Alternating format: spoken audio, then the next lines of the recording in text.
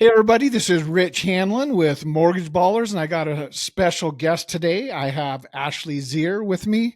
And if you don't know Ashley, I'm really glad that she was able to be on the show today because when we did our best of the best for 2023, this name popped up out of the blue. And we always want to give our new person award. We call it the Rookie of the Year award, best of the best. What made you crazy enough to enter the loan officer industry in 2023, or I guess 2022? It was. Tell me that story. Yeah. I had kind of dipped my toes into being a real estate agent in 2020, and then I had my daughter in 2020 also, and we all know how that went. You couldn't do anything, you couldn't see people, and when I had my daughter, I was like, I can't be a real estate agent with a newborn and a 3-year-old at the time, and during 2020, we had refinanced one of our rental properties. And so I was talking to my loan officer at the time about it. And one day I was just like, what if I just did mortgages? So I started looking into how to get my license, and I saw that I could work from home. I could still like be with my kids and do all the mom things and still have a job without having like a 9 to 5 in the office. People will talk to you all day if they have a need, but the people that have all the Yeah. equity might not talk to you, right? Because there's a reason that they've done well with their finances, things like that. But you have to earn that trust, and that's one of the hardest things. I think being a realtor coming to this industry and or being a loan officer going to real estate, that people skill starts to come over. But how long were you a real estate agent? Oh gosh, I probably a year and a half. Like I didn't even make the 2 year mark Okay. before I was like, nah, I'm done. Do you still have those licenses Yeah. or I not? started, I do not. No, I let him go. I started in a real estate firm at Century 21 in Kirkland, and I started at the front desk there. So I like got to know all the agents, and then I moved up to management. So I was the one handling all their contracts, and so I had a really good understanding of real estate contracts. So the reason I'm asking that, you've got your hands full. You've definitely got your hands full. Yeah. But yet you still were able to find a lot of transactions last year in the middle of 2023. Take me through a day in the life of Ashley that, I mean, you got kids, you're at home. How do you do it? Because that's a lot of balancing, but obviously you're being successful and being brand new. I think you had a great year considering that it was pretty much your first year in Mhm. a very tough year. Yeah. Yeah. It was hard. Not gonna lie.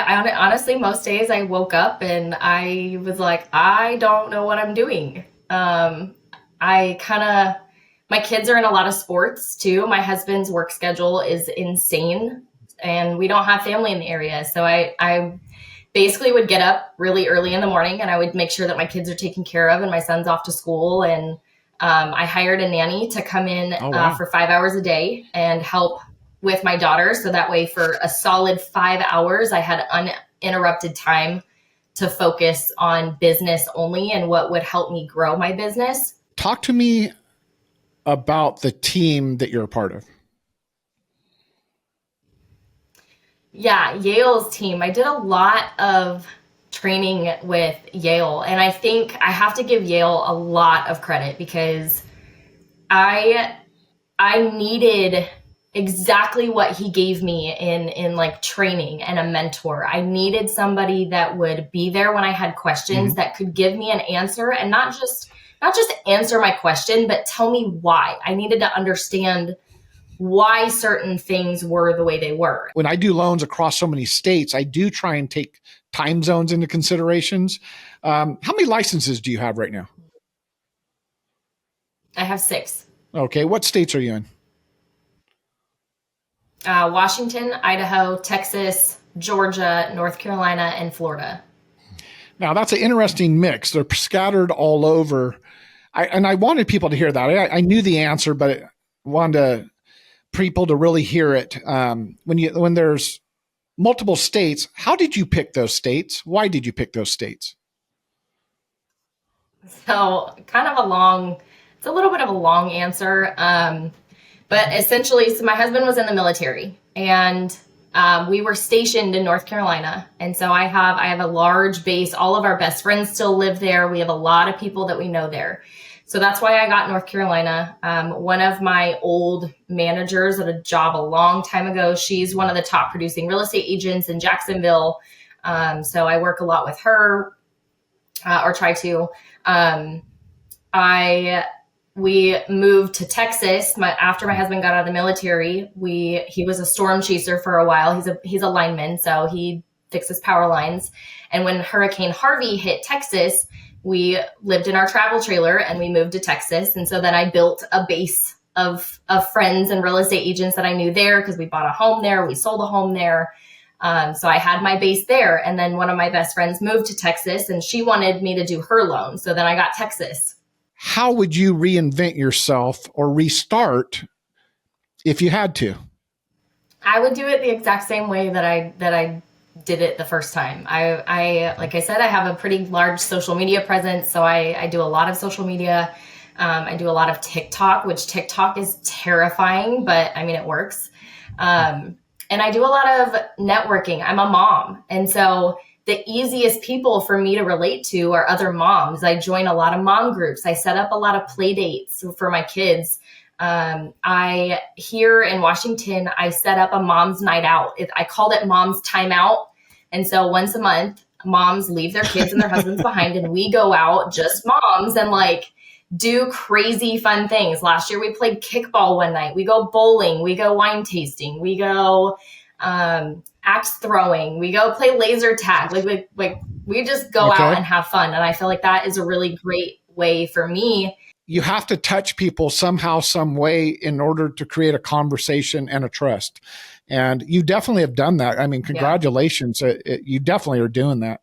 I want to know more, like, do you just go after purchased, or do you go, I see you do some investors and things like that too. And you said something, you said that you also have one investment, two investments, but you've had investments as well. Yep. I'm also an investor. We have a rental property. We've had that house in North Carolina it's been a rental for 8 years now. Okay. Almost 8 years. So you got it when you were 12 is what you're saying? I bought it when I was 19. We bought our first house when we were 19 and we turned that one into a rental. Okay.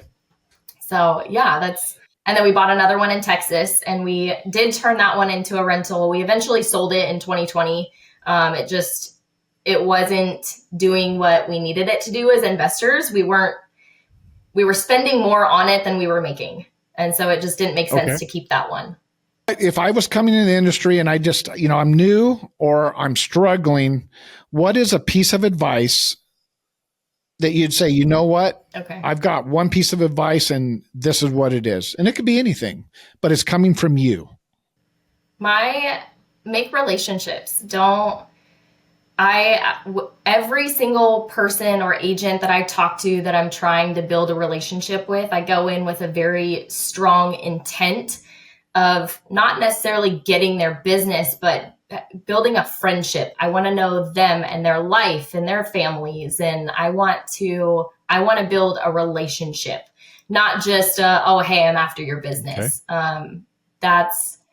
That would be my biggest thing is don't go in this for business. Go in it to build relationships.